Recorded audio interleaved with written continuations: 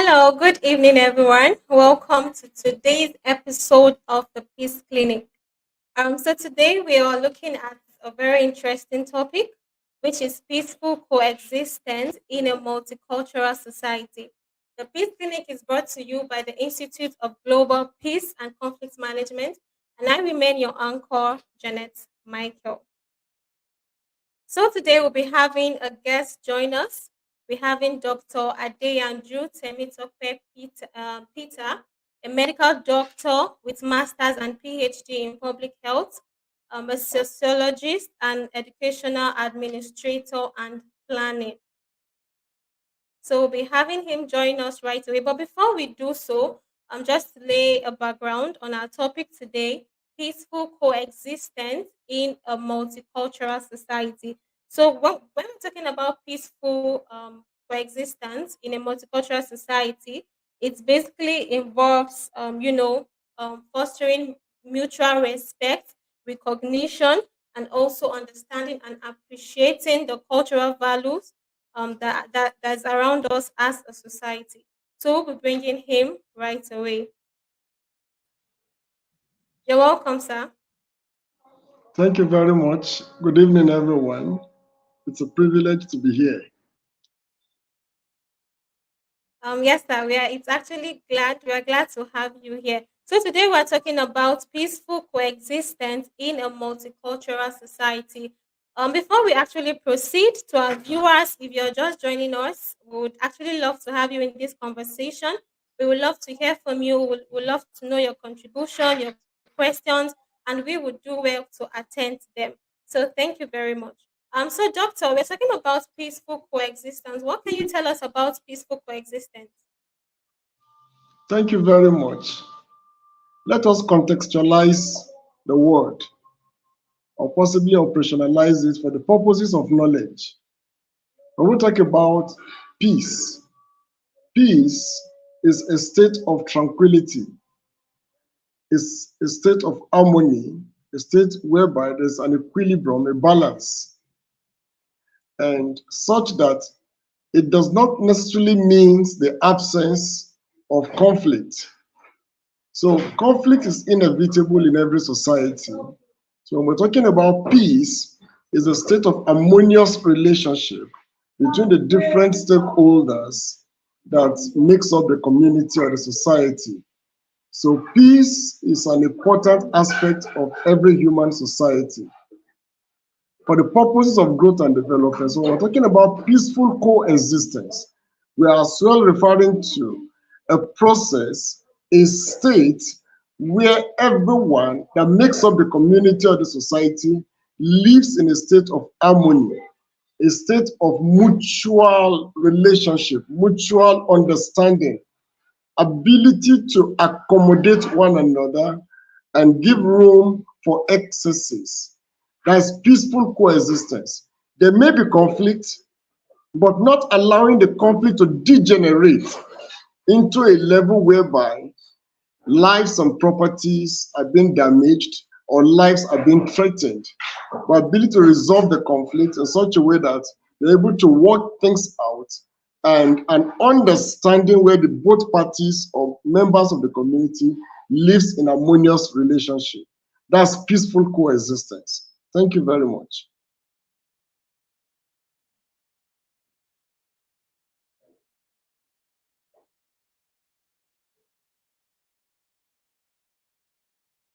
I'm not hearing you, ma. So we will be going. Okay, sorry Yes. to the topic now. Peaceful coexistence in a multicultural society. Now, someone in the audience might want to know what are we actually talking about when it comes to a multicultural society. So, can you Oh, help us do justice to that? thank you very much. Yes, a multicultural society. Please pick the word within the context. It also means diverse. About culture, way of life of the people, the total to our ways It's actually culture is our heritage. Culture and so when we talk about we're referring to a society where territorial or geographical landscape, and within that geographical landscape, they are based on religion, based on culture, based on language, and other variables. So they do not all live in the multicultural concept. Different cultures, different or diverse cultures coming together and living within the same geographical entity, e.g., like Nigeria, like the United States of America, and many other nations within the world. Hello, the moderator. Hello.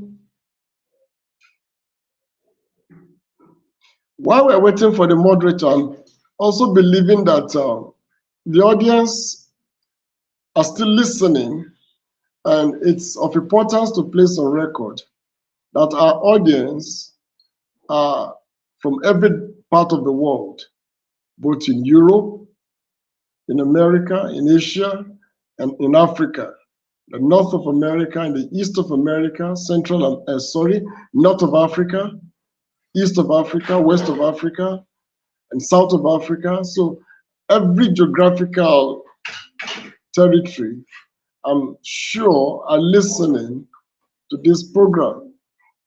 This program is such important because it defines our ability to live together for the purposes of healthy and qualitative growth and development. We all desire to have development in our society. We all desire to have growth. We all desire to have a form of understanding that is devoid of every form of conflict. So, and that's the reason we have to listen and make meaning of tonight's topic. My moderator, I've been trying to engage the Apologize. audience. Okay, I actually apologize. There was a network glitch, so but we are back. Thank you So so much. you can go ahead, sir. Yes, let me quickly rephrase again for the purposes of those who the network glitch might have also affected. When we talk about a multicultural society, like I did say, the word multi, M-U-L-T-I, refers to many, refers to diverse. So culture again is our total way of life. And by inference, culture is our inheritance. Culture is our heritage. Identity. Culture defines us. Culture is at our food, our dressing, you look at our language, you look at our landmarks and different symbols within the environment, it defines our culture. So when we talk about a multicultural, we're referring to a particular group of persons living within a given geographical territory. And within that territory, you who differs in language, who differs possibly in their religion. They differ such that they do not have the same identity with regards to religion, with regards to language, with regards to every other variable. Of course, when we talk about food, dressing, we talk about different religious perspectives. That's a multicultural domain, all right, in a society. So we're talking about a peaceful coexistence now within this multicultural setting. We're saying that though we may differ in language, though we may differ in tribe, we may differ in ethnic nationality, we may differ based on religion, we may differ based on other variables, but that we should still explore to our advantage the ability to accommodate one another and live in harmony, respecting one another's religion, respecting one another's ethnic nationality or other variables within the cultural definitions, and see reasons to live together in mutualism, all right, symbiotically, so that at the end we can give room for growth and development. Thank you very much, moderator. Thank you, sir. You've actually done justice to help us understand what to actually mean by a multicultural society. So we can actually say Nigeria as a nation is actually a multicultural society. So you spoke about issues that has to do with mutual respect, tolerance, empathy, shared value, regardless of the difference. You know, we are a diversified people, but we actually have things in common that should unite us as a people. And there's also space for a peaceful coexistence regardless of our diversity and our differences. So what can you say actually constitutes a peaceful coexistence in a multicultural society? Thank you very much. For the purposes of knowledge and practical orientation, we need to bring out certain indices or indicators. That is what the question intends to answer. The question is asking, what are the indicators, what are the indices that we can use to measure peaceful coexistence in a multicultural society like Nigeria? And of course, we did say that there are other nations of the world that they are also multicultural, even including America, the United States of America, including Brazil, including Italy, include most of the African nations too. They are multicultural. And I have emphasized the fact that such topic as this, everyone that is having the access, having the opportunity to listen, should indeed explore, should indeed make advantage of this very important lecture in times like this. The worry may be, oh, we will not have conflict. Of course, if you listen to this lecture, it will give you more understanding on how to avoid conflict that has the capacity or the propensity or the potential to devalue the cultural or the fabrics of the society. So what are the indices you can use to measure peaceful coexistence? All right. Number one is respect, mutual respect. In an instance where you have a diversity based on language, diversity based on ethnic nationality, diversity based on religion, would you please respect each person? Do not import egocentrism. Do not import ethnocentrism. Do not import xenocentrism. Egocentrism is the pride to feel that you are of more honor than others. Ethnocentrism means you are exalting your ethnic nationality above others, other national ethnic nationalities. Xenocentrism is to tend to exalt your ethnic nationality beyond natural ethnicity, beyond culture, all right? Like a nation feels superior to another nation. So there is need for mutual respect. Again, moderator, you're welcome back. Can I make progress? My moderator. Yes, sir, you can. Please go ahead. Thank you very much. Now we're talking about the indices, the indicators, or the basic yardstick that we can use to measure coexistence. Number one, I did say, is mutual respect. In an attempt where you try to exalt or esteem, all right, your own personal interest or ethnic interest or nationality interest, racial interest at the expense of others, you are not in any way advancing peace. You are attracting conflict.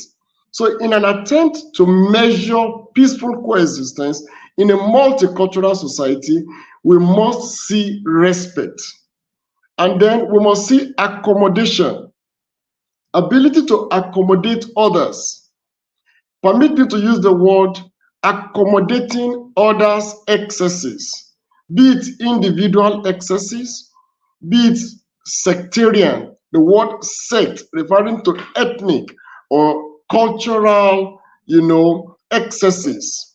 There are certain excesses, I call them excesses, reason being that every individual or each culture occupies defined concentric space within the globe.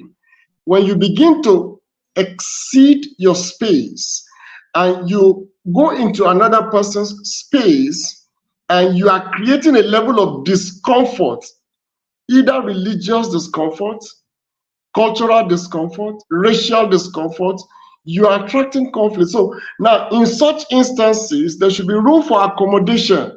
If you're able to accommodate, it's just like a husband and a wife or a sibling within the family. If you're able to accommodate each other's excesses, you can indeed live in peaceful coexistence. Now, beyond respect, beyond accommodation, there should be that understanding, functionality in terms of obeying rules and regulation. In a multicultural society that, e.g., like Nigeria now, we have regards and respect to the fact that we are a republic. We have our independence in 1960, 1st October, became a republic in 1st October 1963, and we have passed through different forms of government, but today we have a democratic system, so we should obey the democratic tenets, all right? Democratic values, like obedience to the rule of law. You see, for peaceful coexistence, there must be respect for the rule of law. There must be that observance of the rule of law. In an attempt not to obey the rule of law, you are attracting anarchy, a state of instability, which is usually not acceptable, neither is it healthy for humans to survive or to thrive. So please, we need to emphasize this. I hope my moderator is coming back soon. Hello, my moderator. Okay, while we're waiting for the moderator, again, we're trying to establish the fact that we can measure specifics when it comes to peaceful coexistence, specific variables, specific factors or indices, okay, that we can use to measure peaceful coexistence. I've talked about mutual respect, accommodation. I've talked about also, very importantly, the need to obey the rule of law.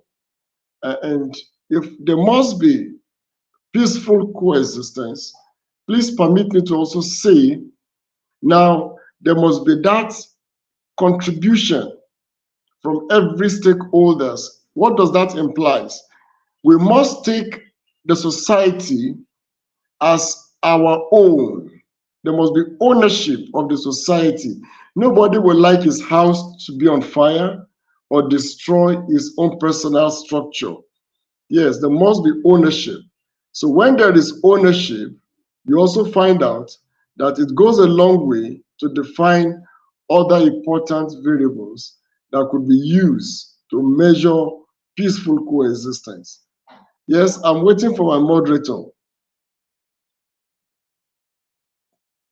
We must focus on areas that will better, build our unity, our integrating values.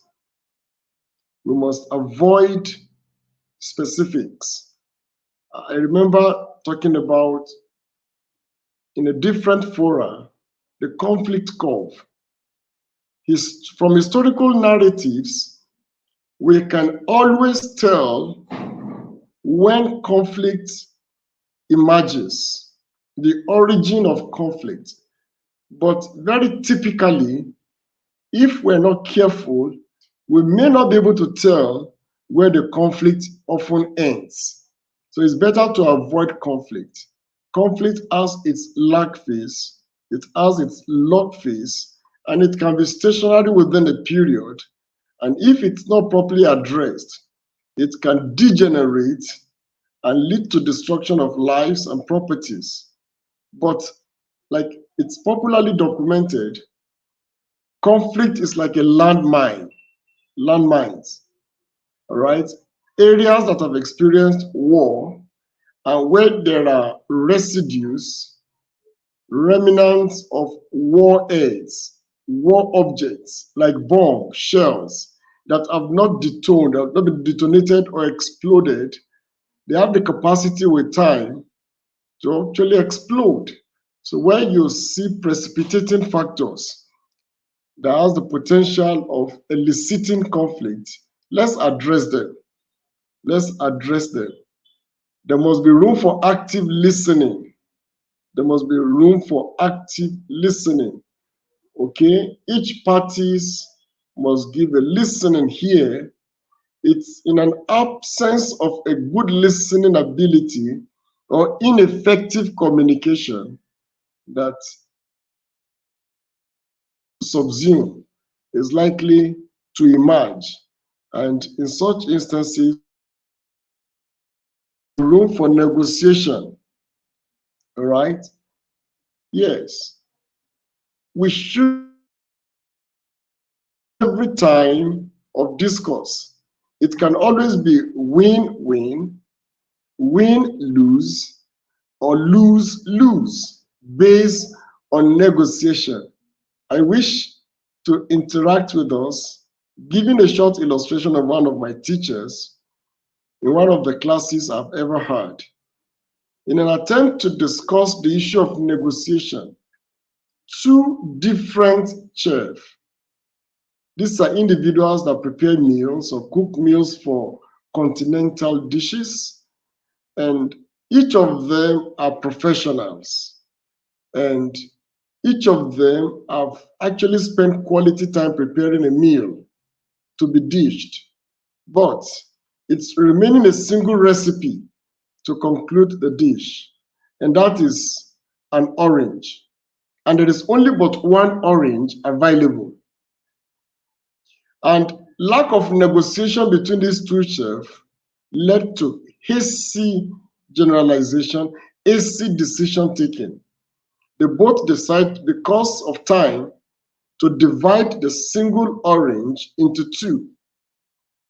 And after which, they realized that, oh, the first chef only needed the peel of the orange, while the second chef needed the liquid content of the orange.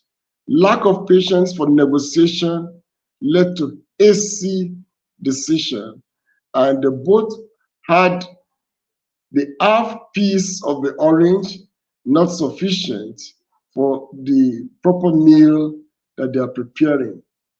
So in conflict resolution, in conflict management, in peace building, all these are indices, all these are variables that we often discuss when we're talking about peaceful coexistence.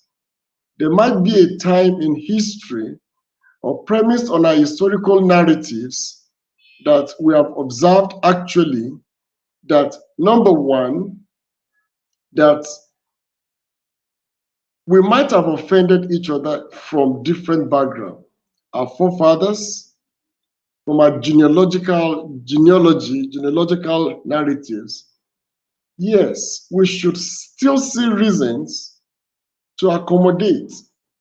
We should see reasons to give room for peaceful coexistence. How long are we How long are we going to continue in strife, in the fighting? Let me also share another different perspectives, a different dimension. For the fact that we have an audience that goes beyond Africa, most of us have read different academic materials, one of which is how the developed nations underdeveloped Africa. One of the major factors that is actually affecting us in Africa too is the decompartmentalization of the Africa, the decompartmentalization, the fragmentation, all right, along geographical defined traits or traces. But in whichever way it goes, this is the time for us to accommodate ourselves and give room for peace. My moderator, I've tried to engage the audience while the network is really not Oh, oh, becoming. thank you. Thank you very much for that, sir. So before the network issue, I was actually getting what you were saying about, mutual respect as a multicultural society. Looking at Nigeria as an example, and also Africa as a whole, we are a multicultural society. So there's actually the need for mm, uh, mutual respect, regardless of the differences, regardless of the diversity. You also spoke about, accommodating the viewpoints of others in terms of religion. We we we are a people of different religion, so there's actually need to respect those religious views and also the cultural views and give room for them.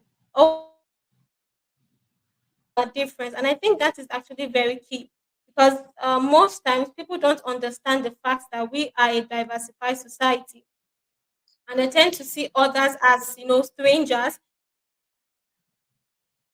the ideal group in the society, and which is not actually so. There's a need for accommodation, there's a need for understanding, and there's a need for mutual respect. So this moves us further, but before we do so, to our audience, viewers, we would love to have you in this conversation. So go down to the comment section and tell us what you think about this topic: peaceful coexistence in a multicultural society. So, Doctor, what do you think is the challenge here? So, as a society that is multicultural, what are the challenges we see among ourselves as a people that might actually hinder peaceful coexistence? Thank you very much, my moderator. Today is a very noble day in history, and this topic is novel. Again, let's establish a fact that our diversity, our multicultural differences has its advantages and also comes with its accompanying disadvantages. Usually, when we do not manage these diversities effectively, adequately, and in a respectful way. Now, let me quickly establish the fact that the challenges is inherent in this diversity. All right? Language is a major challenge. As you transit, as you move from one culture to another, there's what you call cross-cultural communication. All right? So, and I've established at the course of this class, this session, that we must avoid egocentrism. We must avoid ethnocentrism. We must avoid xenocentrism. At no point should you exalt or esteem your individual self or your culture or your ethnic nationality or racial difference above the other persons as you move within the culture, as you transit, as you navigate across the different cultures, all right, here in Nigeria, in Africa, and beyond.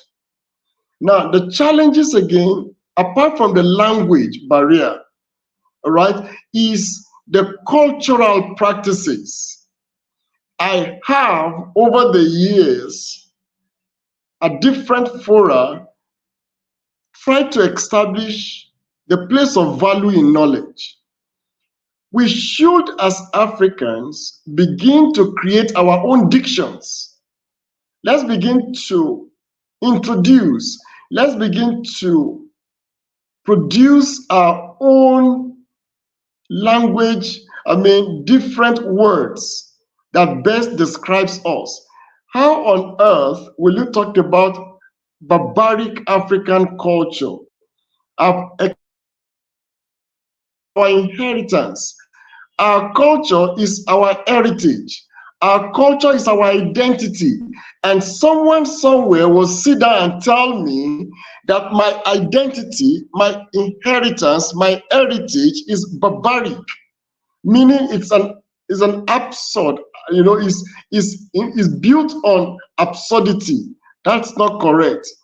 That does not negate the fact that, yes, some of this culture can be remodified. The essence of this culture is to strengthen our social integration, our cultural integration, is to guide against certain social deviations, certain non-conformist attitudes of certain group or individuals. So the challenges again is along the language barrier, it's along cultural practices. The challenges too is in the area of marginalization of the minority. There is this assumption that in every multicultural society, some seems to see themselves as dominant culture and some sees themselves as inferior or the minority. So another challenge is the challenge of marginalization. And I asked over the years, at what time in history does the marginalization arise? And who is marginalizing who? All right? But it's a major challenge that we must actually address, where you find certain category of individuals marginalizing or exploiting others to their own advantages. There are other challenges too that abounds. There is the economic challenge, there is the political challenge, all right? Now, all of these challenges actually is dependent on the type of the political system that is obtainable. Now, in the instance where there is political instability, it has the capacity to influence or affect our peaceful coexistence, where in times of elections, all right, be it within the 3 tiers of government at the federal, state, or the local government level, and you find out certain individuals against the rules of the games, all right, trying to initiate certain dogmas that has the capacity to disturb our peace. Of course, today in Africa and in Nigeria now, politics is becoming a major, a dominant challenge affecting our peaceful coexistence. Politicians today now defines why we should be at peace and why we should not be at peace because of selfish interests. So let me pause a little to listen to other questions so that we can manage the time effectively. Yes, my moderator.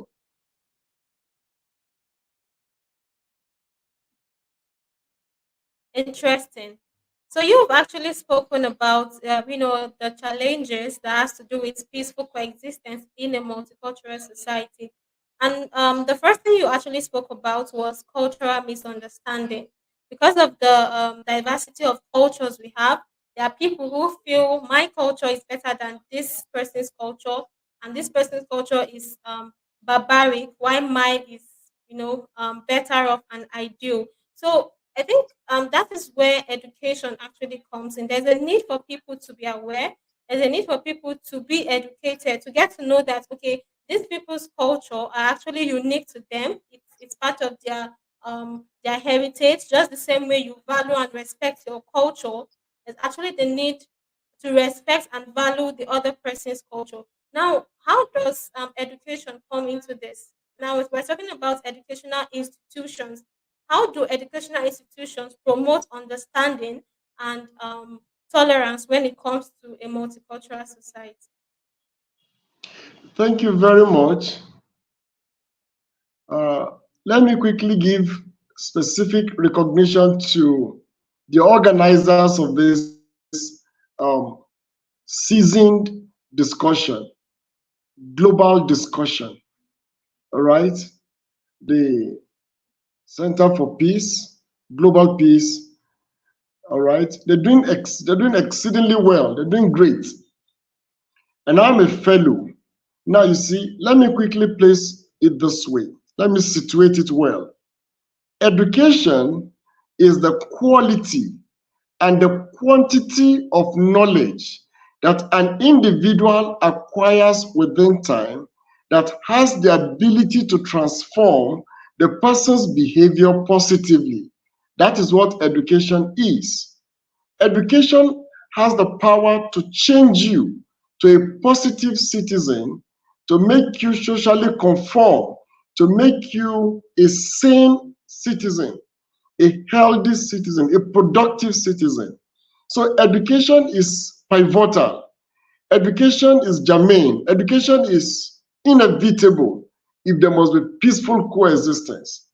Education conscientizes the mind. Education provides information. Education facilitates.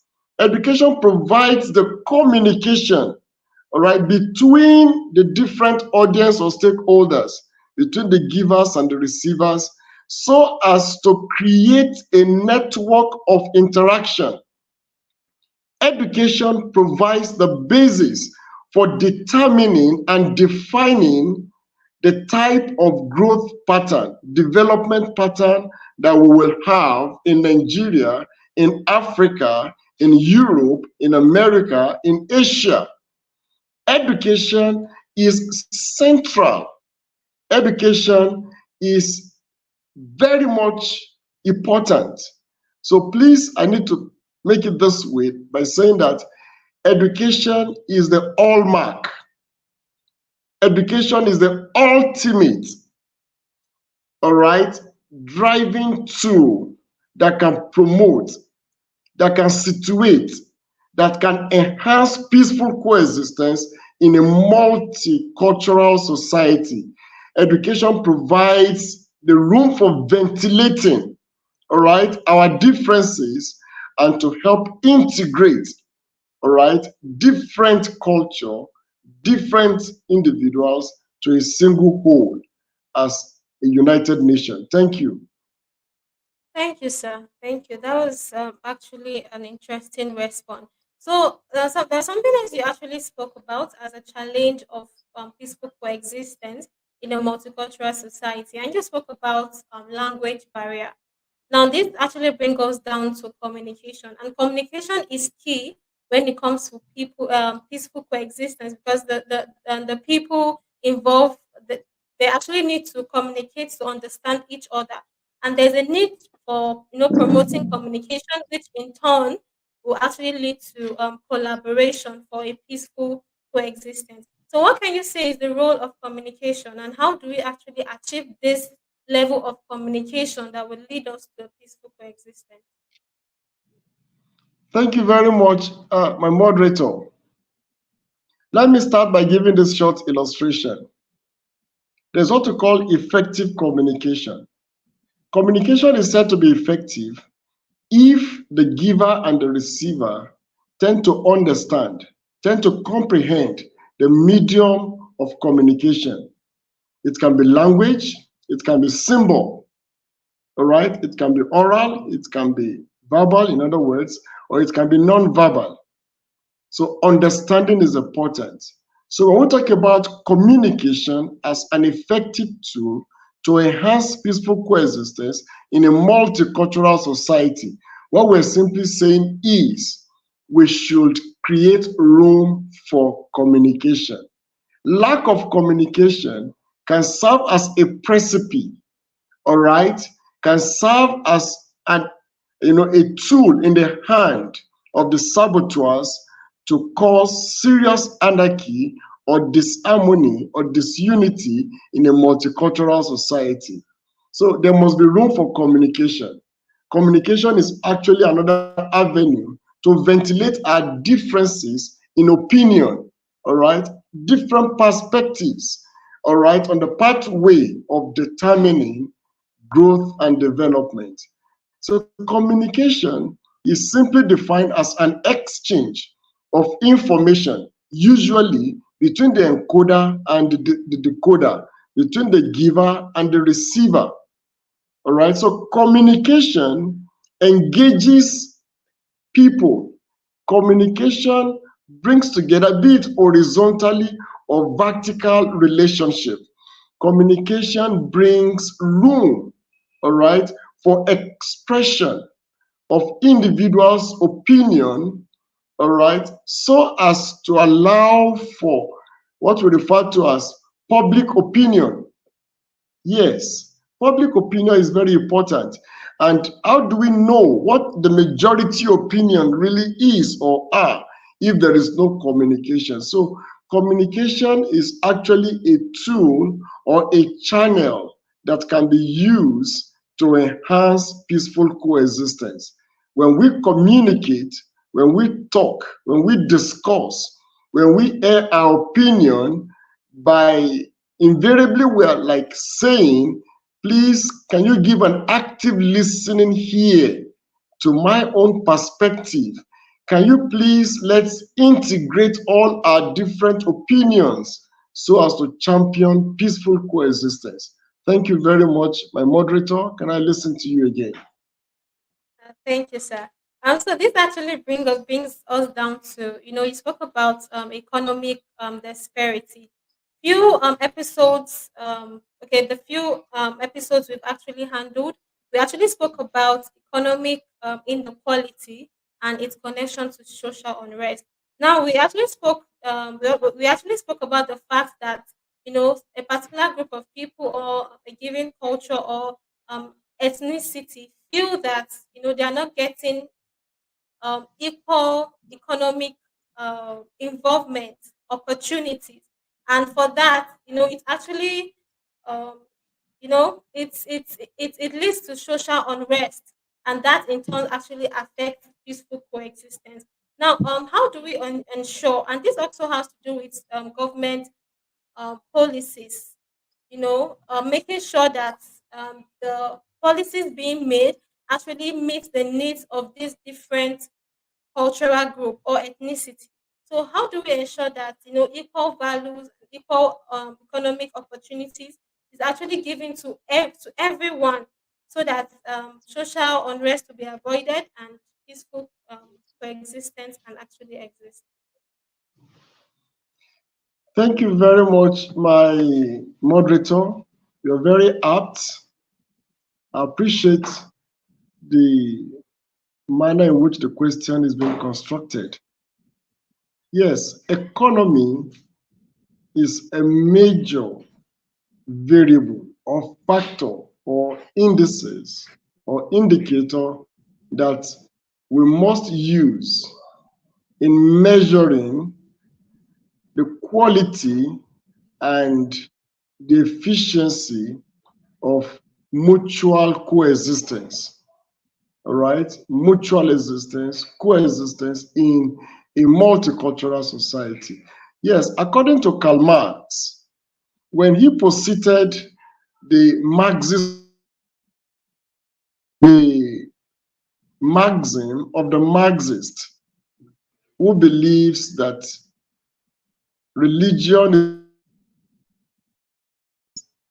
Now, what Karl Marx actually advances is a classless society, because looking at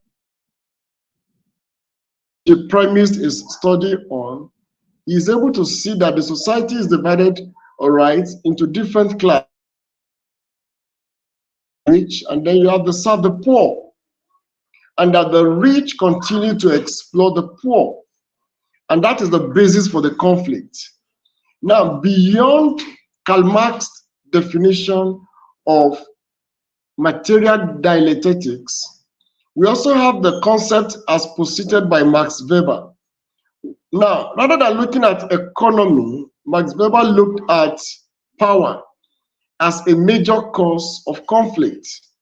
Now, when you come to look at the Hegelian theory, and then with specific reference to the feminist theory, rather than looking at economy or power as a cause of conflict, They looked at gender as also a cause of conflict between the male and the female, the man and the woman. Now let's quickly drive the point home from here.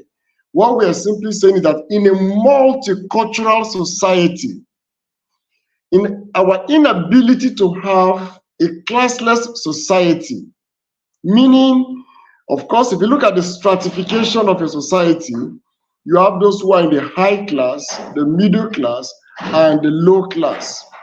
You have those in the high class, you have the high middle, and then the high low. Those who are in the middle class, you have the middle high, the middle, and the middle low. And those in the lower class, you have the low high, the low middle, and then you also have those who are in the low class. But for the purpose of emphasis, like in Nigeria today, the middle class has been eroded. We only have the high class and the low class. But the emphasis is that economy is referring to the purchasing power of the individual. All right?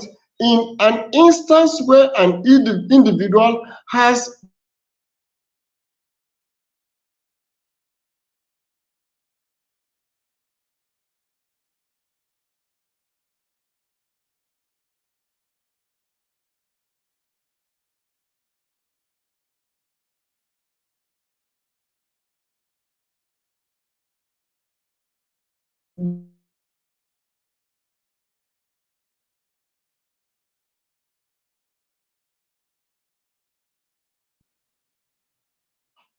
hello, sorry for the interruption there, the network.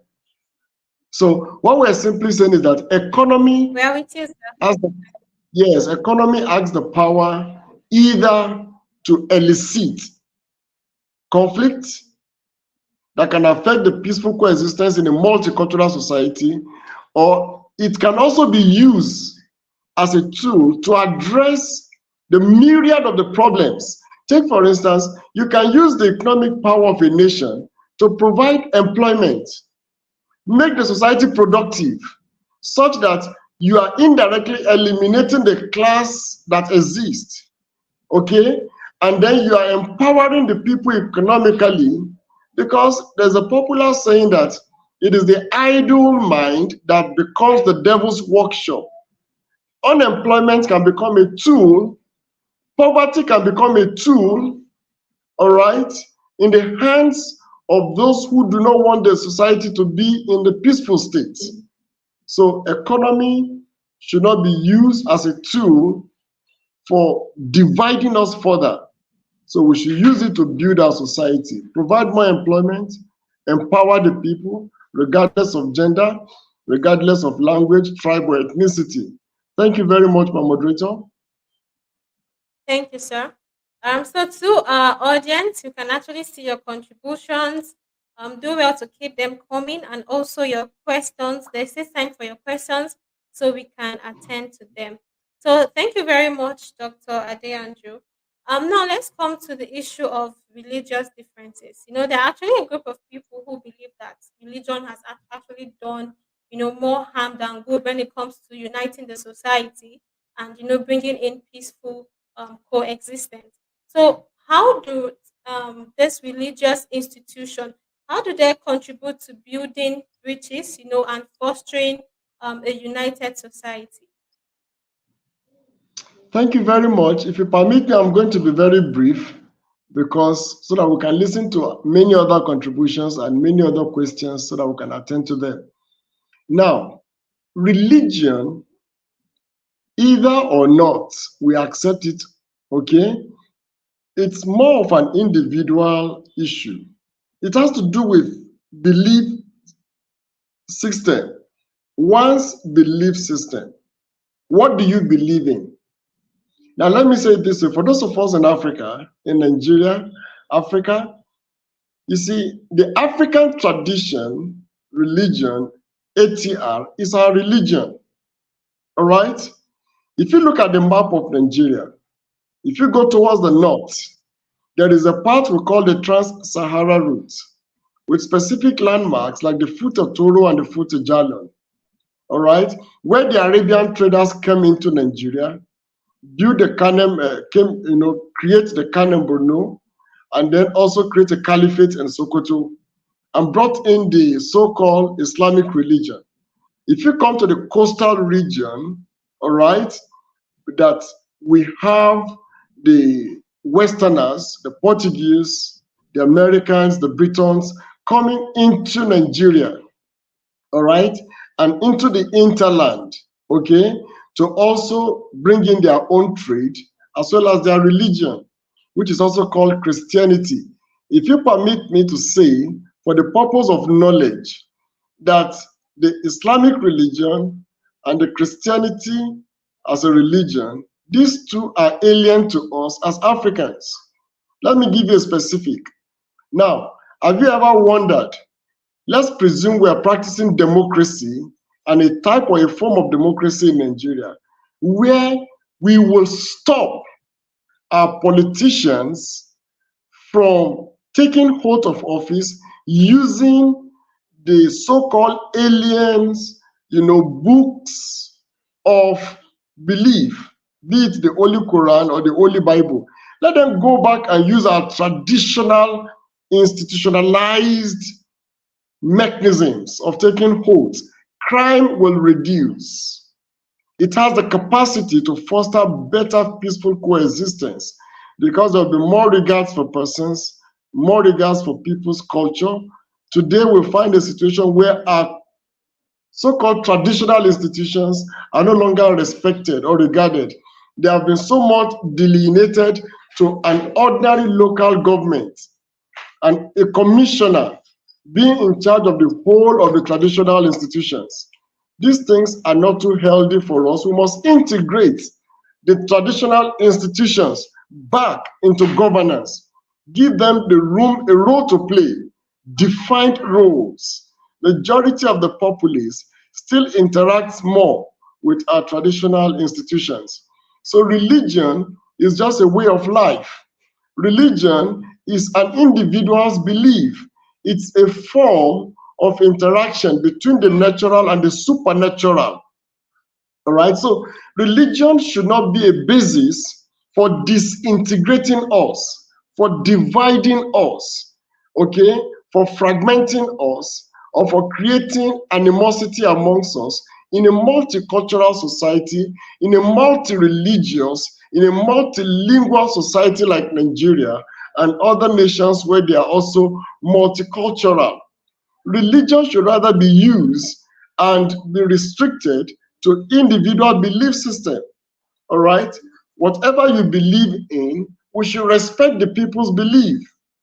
Not only that, we should accord each religion their status and not allow religion to be used as a form of national disintegrating factor. It's like whoever is vying for a political position, judge based on his ethnic nationality, but on merit, on his competence, on his ability to deliver. So we need peace in Nigeria. We need peace in Africa.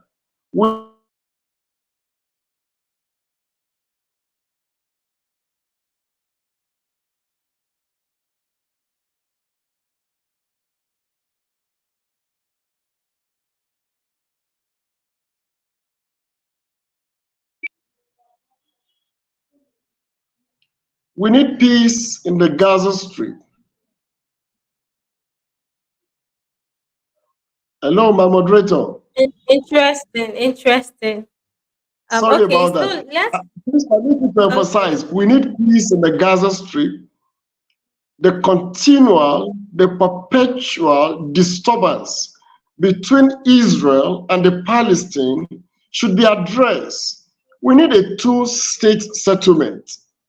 We need to recognize the Palestinian state. We need to have peace in the world. We need to have peace in Syria. We need peace in the both south and the north of Sudan. We need peace in every part of our land. Thank you very much. Thank you very much. Truly, we need peace as a people, as a multicultural society. We need peace. as individuals and also as nations, and how we relate to other nations. So thank you very much for that, sir. So let's actually come to the aspect of media. We all know that the media actually plays an important role when it actually comes to ensuring peaceful coexistence in a multicultural society. When you're talking about the challenges, you spoke about marginalization, and I believe that the media actually plays a major role when it comes to portraying other culture. Now, there's actually need, for the media to contribute, in shaping positive perception. Most times, the perception people have when it comes to other culture is is majorly because of what they've seen in the newspapers. Let's say, okay, in the news media or on the internet and thereabout. So there's a need for this positive portrayal.